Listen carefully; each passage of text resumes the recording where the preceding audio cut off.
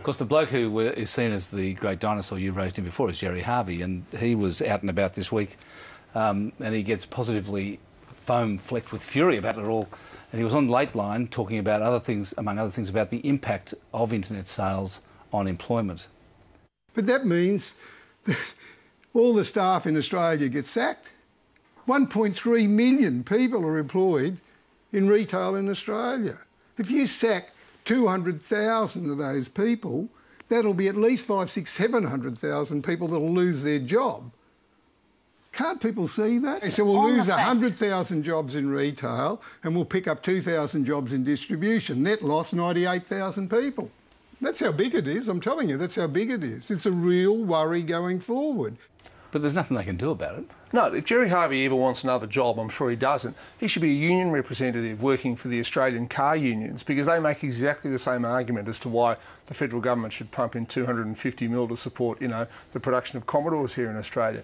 It's the same argument, and I'm amazed that he's making it. I don't think he cares about jobs for one moment. I think one thing that is true is that Australia is a very high-cost retail environment. The costs of staff are very high, and, people want to shop on weekends and after hours, and that's when the penalty rates hit, even though that's when, the relatively chief staff are there, I guess, as well. So, the penalty rate issue is a very big deal in retailing, and, that's another thing that David Jones is going to have a problem with. What are the big challenges on costs for retailers, do you think?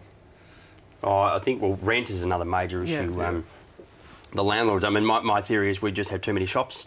We had a golden era of sort of 10 years of increased expenditure, and there's a delay when people see that and then plan a rollout of shops and shopping centres.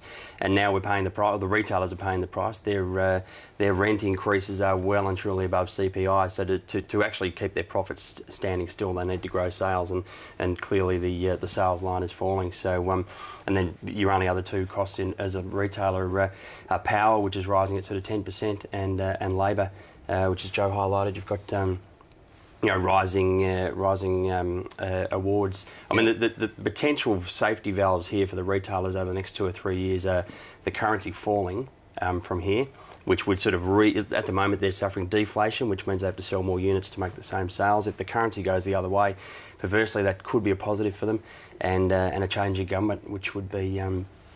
Which would potentially lower the labour costs, and the last thing is the actual landlords potentially realising that they push rents too hard. Well, the landlords are in trouble. The retailers can, if they get their act together, sell stuff online, but the landlords, the property owners, are in real trouble, because if people aren't coming to the shops, their properties are worth much less. That's right. And David Jones and Myer are anchor tenants at those some of those malls, obviously, bringing in the big foot traffic supposedly to justify the rents of all the other retailers. So. I was in a new shopping centre the other day in a very wealthy part of the city in which I live, and I can tell you went up to the upper 2 floors, half the shops were empty. Like, there were businesses that had been there, they still had the signage.